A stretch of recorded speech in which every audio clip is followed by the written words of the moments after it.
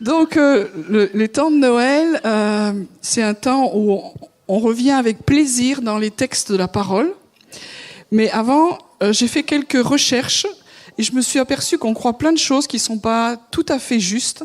Et donc, je me suis amusée à ça aussi et je vais vous faire partager ça. Ce ne sera pas long, ne vous inquiétez pas. Pour l'instant, on va commencer par un micro-trottoir que certains ont vu, c'est sur Canal+, pour nous dire simplement, dans notre contexte de société aujourd'hui, où on en est par rapport à Jésus et Noël. Notre page Noël continue, la question qui tue est toute simple, et c'est Hugo qui vous l'a posée. Petite question à vous poser, très simple. Est-ce que vous savez en quelle année est né Jésus-Christ ? Oh merde.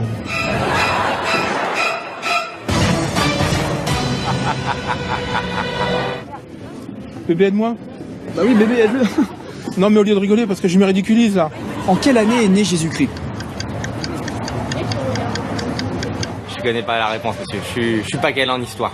Ah, mais moi et la religion... 2014. Plus 33. Et plus 48. Ouais, donc c'est... Il faut enlever les 102 ans de procrastination. Mon Dieu. Ah. Bah ouais. Bah, il y a 2014 ans. Mais non, bien Bah, avant. si. Mais non, parce qu'on dit Attends. moins 1500 ans avant Jésus-Christ, donc c'est bien avant. 1800. 1800 avant ou après ? Ah bon. Donc, Jésus-Christ est né moins 1800 avant lui. Peut-être pas. Ah, peut-être pas. En quelle année est né Jésus-Christ ? À la Renaissance.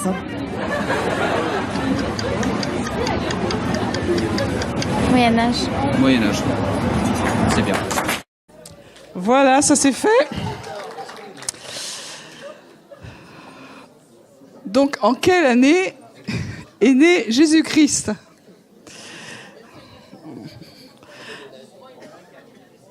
Alors, ce qu'il y a de bien, c'est qu'aujourd'hui, on sait qu'il est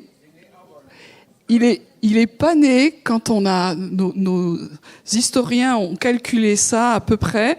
C'est faux. Donc, normalement, si les calculs étaient à peu près exacts, on serait en 2020 de l'ère de Jésus-Christ. Donc, on a un petit peu de retard. C'est pas grave. Et deuxième truc qui est clair aussi, c'est qu'il est jamais né un 25 décembre. Voilà, donc ça calme.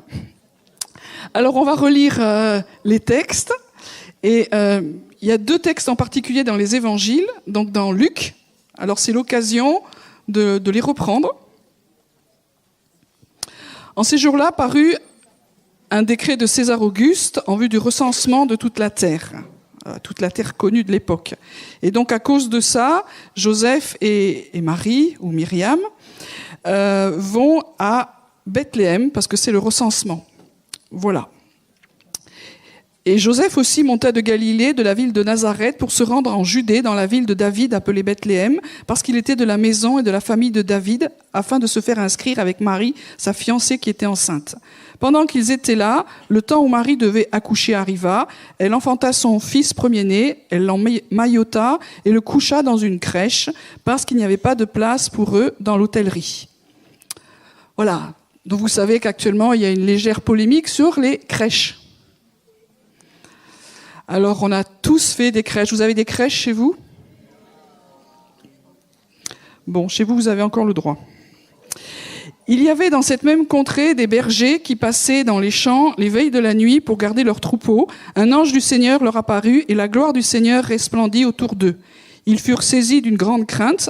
Mais l'ange leur dit « Soyez sans crainte, car je vous annonce la bonne nouvelle d'une grande joie qui sera pour tout le peuple. Aujourd'hui, dans la ville de David, il vous est né un sauveur qui est le Christ, le Seigneur. Et ceci sera pour vous un signe, vous trouverez un nouveau-né emmailloté et couché dans une crèche. » Et soudain, il se joignit à l'ange une multitude de l'armée céleste qui louait Dieu et disait, on a compris en latin, « Gloire à Dieu dans les lieux très hauts et paix sur la terre parmi les hommes qui l'agréent. » Lorsque les anges se furent éloignés d'eux vers le ciel, les bergers se dirent les uns aux autres « Allons donc jusqu'à Bethléem et voyons ce qui est arrivé, ce que le Seigneur nous a fait connaître. » Ils y allèrent en hâte et trouvèrent Marie, Joseph et le nouveau-né dans la crèche. Après l'avoir vu, ils racontèrent ce qui leur avait été dit au sujet de ce petit enfant. Tous ceux qui les entendirent furent dans l'étonnement de ce que leur disaient les bergers. Et Marie conservait toutes ces choses et les repassait dans son cœur. Et les bergers s'en retournèrent en glorifiant et louant Dieu pour tout ce qu'ils avaient entendu et vu, conformément à ce qui avait été dit. Voilà, c'est les textes qu'on a plaisir à relire pendant cette période, même si on sait que c'est pas le 25 décembre. C'est quand même bien de fêter la naissance de Jésus. Et rien que ça, c'est super. Donc, ils arrivent à Bethléem. Bethléem, c'est à une dizaine de kilomètres de Jérusalem. C'est 3 heures de marche à peu près, on va dire ça, sans trop se presser. Et puis, c'est une période où il n'y a pas de place. Pas de place parce que sûrement que Jésus a dû naître autour d'une fête qui s'appelle la fête des tabernacles et Soukhot. Et il y avait plein de monde partout, près de Jérusalem. Pourquoi on sait que c'est pas pendant le mois de décembre? C'est que pour ceux qui ont été en Israël, au mois de décembre, c'est l'hiver.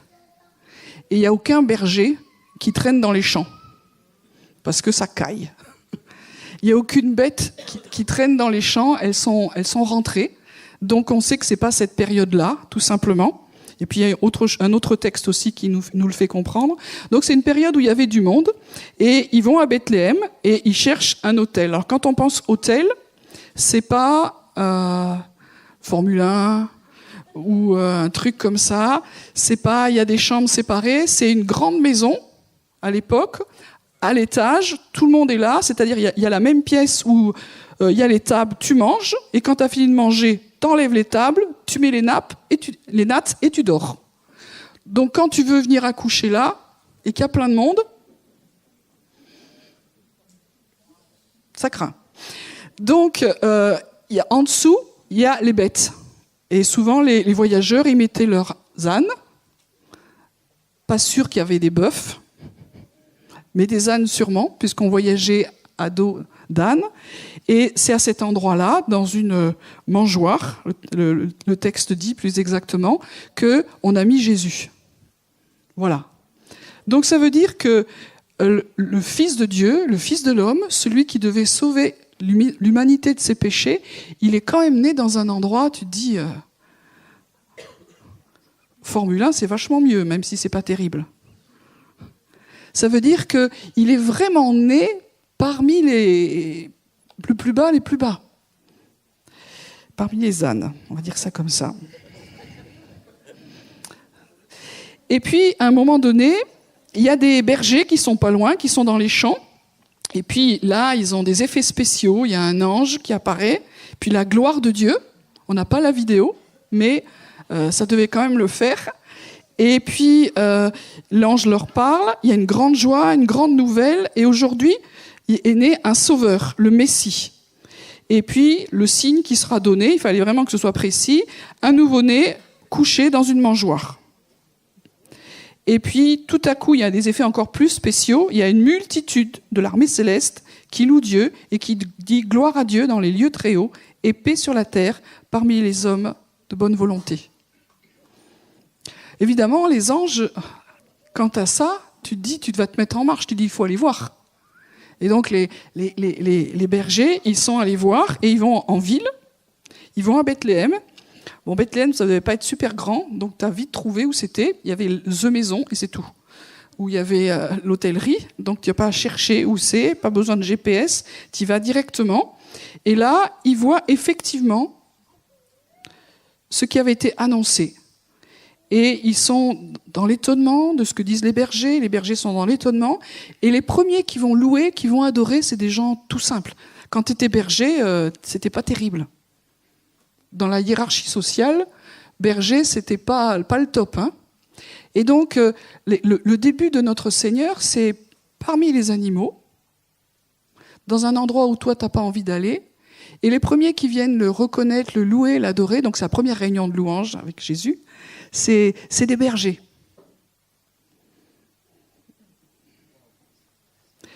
Ah oui, mais il y avait les rois mages qui suivaient l'étoile du berger. Je sens que vous avez envie de le chanter, c'est pour ça que je... Ou pas. Eh ben non, ils n'étaient pas là. Là encore, il faut refaire nos crèches. Matthieu 2. Jésus était né à Bethléem, en Judée, au temps du roi Hérode. Des mages d'Orient arrivèrent à Jérusalem. Parce que tout le monde sait qu'il s'appelait... Voilà, où c'est qu'on a trouvé ça, on ne sait pas. Mais en tout cas, ce n'était pas dans la Bible. Mais nous, on nous a toujours dit qu'ils s'appelaient comme ça. Et donc, ces 3 gars, ils disent « Où est le roi des Juifs qui vient de naître ?» Donc, c'est-à-dire, quand ils arrivent, la naissance a déjà eu lieu. Donc, ils ne sont pas dans cet endroit où on nous dit qu'ils étaient venus. On ne sait pas s'ils étaient 3. Je casse des... Adam et Ève n'ont pas mangé de pommes non plus. Hein. Voilà. Apple. Voilà, donc, simplement pour dire que à la naissance de Jésus, il n'y avait que des petits et des pauvres. Et des animaux. Ça, pour moi, c'était important de redire ça, c'est de dire que notre Seigneur, il est vraiment né parmi les humbles, parmi les petits. Quand on dit que dans Philippiens qu'il s'est abaissé, il a pris vraiment une place. Qui c'est qui a envie de mettre son bébé dans une mangeoire à âne? Moi, quand t'es maman, ça craint, quoi. Tu dis... Et ça, c'est celui qui s'appelle le Fils de Dieu, le Fils de l'homme, qui va mourir pour nous. Et tu dis, sa vie, ça a commencé super fort, quoi, voilà. Mais sa vie a commencé comme ça, vraiment bas. Et on sait qu'il finira sa vie aussi très bas, à la croix, qui était vraiment le supplice terrible de l'époque. Et Jésus a accepté ça.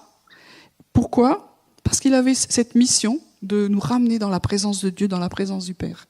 Et ce qu'on fait aujourd'hui à Noël, c'est Dieu qui accepte de venir sur terre, de s'incarner, et de venir dans des conditions que on se dit, mais non, enfin, c'est pas possible, quoi.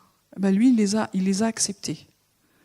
Et des fois, dans nos vies, on a des conditions qui sont difficiles, compliquées. Et Jésus les a connues un peu compliquées. Il n'y avait pas de trucs incroyables. Il n'y avait pas les rois mages qui sont venus. C'est après. C'était tout simple, tout petit. Il y avait les humbles, il y avait des animaux. C'était juste ce qu'il y avait. Et on aurait pu passer à côté de cette pauvre naissance de pauvres en Israël s'il n'y avait pas eu tous ces anges, tous les cieux qui étaient excités. Fin excité. Sur terre, personne n'était excité.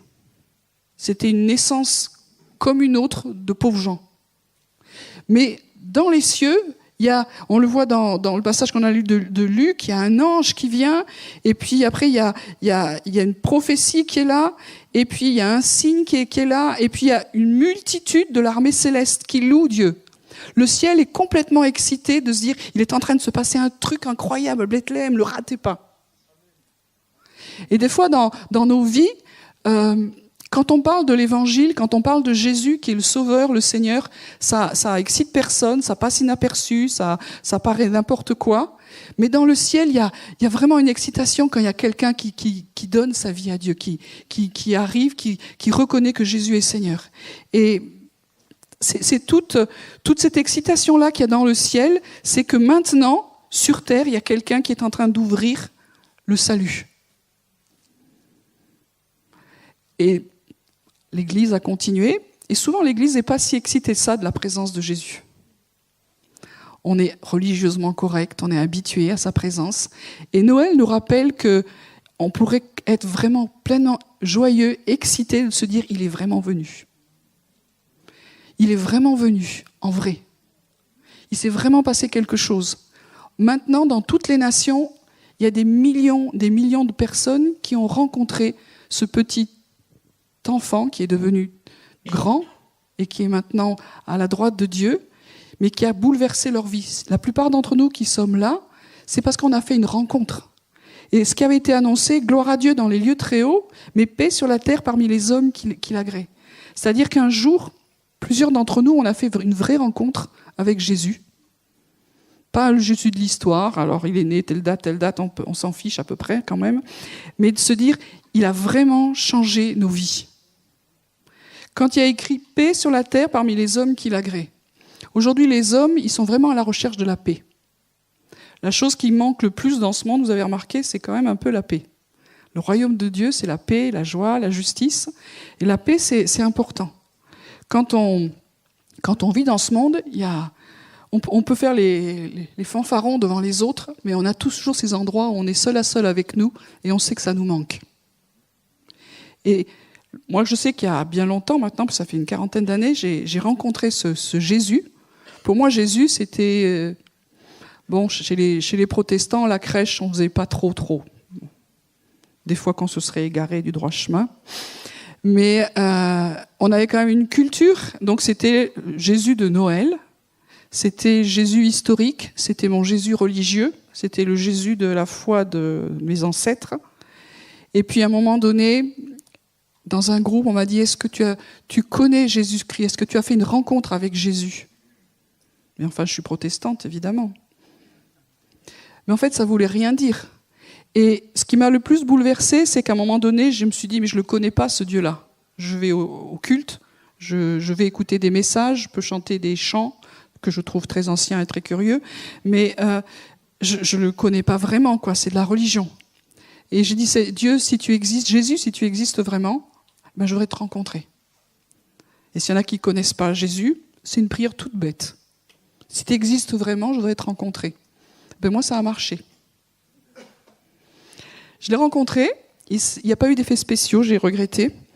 Moi, j'aurais bien aimé, je m'attendais d'ailleurs à ce qu'il y ait un ange, la gloire de Dieu qui resplendisse tout autour, un truc qui s'illumine quelque part dans ma chambre, je sais pas. Rien du tout, donc ça c'était un tout petit peu décevant. Mais j'ai dit, je donne ma vie à Jésus, je crois que tu es venu, il s'est passé quelque chose au fond de mon cœur. Et puis, les jours qui ont suivi, je sais quelqu'un qui m'auto-analysait beaucoup. Et je me suis dit, mais c'est quoi cette paix que j'ai à l'intérieur? On peut pas se la créer. Vous pouvez prendre des substances. Mais on peut pas se la créer. Et j'ai jamais pu me créer cette paix-là. Je dis, mais d'où ça sort? Et ce qui est sorti de moi, c'est que je suis né de nouveau. Jésus, c'est vrai.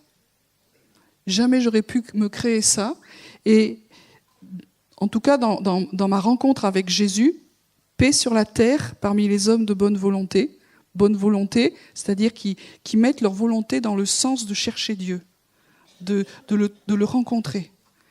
Et c'était vrai. Moi, ça m'a touchée. C'est pas de la religion, c'est en vrai qu'on rencontre Dieu et qu'il y a cette paix qui vient.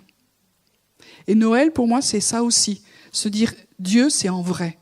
Pas un Dieu qui reste loin, mais un Dieu qui vient dans les choses les plus basses de nos vies, les choses les plus petites, les plus insignifiantes. Des fois, il y a quelques effets spéciaux, mais la plupart du temps, pour rencontrer Jésus, il faut aller dans des endroits tout simples, tout quelconques, où on pense que Dieu n'est pas là, mais il y est. Et dans cette rencontre-là, on accepte qui il est, on le reconnaît comme Seigneur, et puis tout à coup, nos vies commencent à changer. Et il y a cette paix qui vient en nous, qui vient avec nous. Alors il y a des jours avec, des jours sans, mais c'est vraiment un signe de sa présence, paix sur la terre parmi les hommes de bonne volonté. Et ce que j'ai toujours trouvé incroyable, c'est de se dire que moi je l'ai vécu, mais il y a plein de gens qui l'ont vécu. On n'a pas fait un truc en disant « toi tu diras que tu l'as vécu ». J'ai toujours été émerveillée de voir que Dieu se manifestait dans toutes les nations, avec des gens qui sont tellement différents, des gens très érudits, des gens pas du tout, des jeunes, des petits, des plus âgés. Ça, c'est le miracle de la foi. C'est le miracle de Noël, de se dire on peut rencontrer Dieu dans toutes les nations. Et parmi nous, il y en a qui sont pas d'origine française. J'ai été souvent, c'est en Afrique par exemple, de se dire que des Africains au milieu du fin fond de l'Afrique qui rencontrent Dieu. On leur a pas bourré le crâne. Il s'est passé quelque chose. De voir que parmi le monde arabe, il y en a de plus en plus qui ont des rêves. Et dans ces rêves, il y a Jésus qui vient directement leur parler. Si c'était nous... Mais c'est Jésus qui le fait en direct. Il se passe quelque chose, Dieu est encore vivant. La présence de Jésus, c'était pas juste dans une crèche, dans une mangeoire, mais c'est encore aujourd'hui. Et aujourd'hui, il est là, présent en nous, au milieu de nous, et nous croyons que dans les temps qui viennent, qui sont pas si faciles que ça, on le sent bien et on le voit bien, lui, il est celui qui est présent et qui est notre paix. Et je vais finir là-dessus. Dieu, dans les noms qu'il a, il s'appelle aussi l'éternel paix. Adonai, Shalom. C'est-à-dire que Dieu n'est pas celui qui donne de la paix. Dans son identité, il est paix. Comme il est écrit dans Jean que Dieu est amour. Dieu ne donne pas de l'amour, il est amour. Et cette paix que j'ai ressentie juste après ma nouvelle naissance, c'était pas juste un sentiment, c'était la présence de Dieu qui se décline en paix. Et aujourd'hui encore, Dieu peut toucher plusieurs d'entre nous.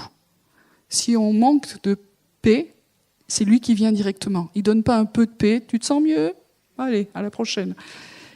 Il vient lui-même et lui, en tant que sa nature, il est Adonai Shalom, il est celui qui est paix.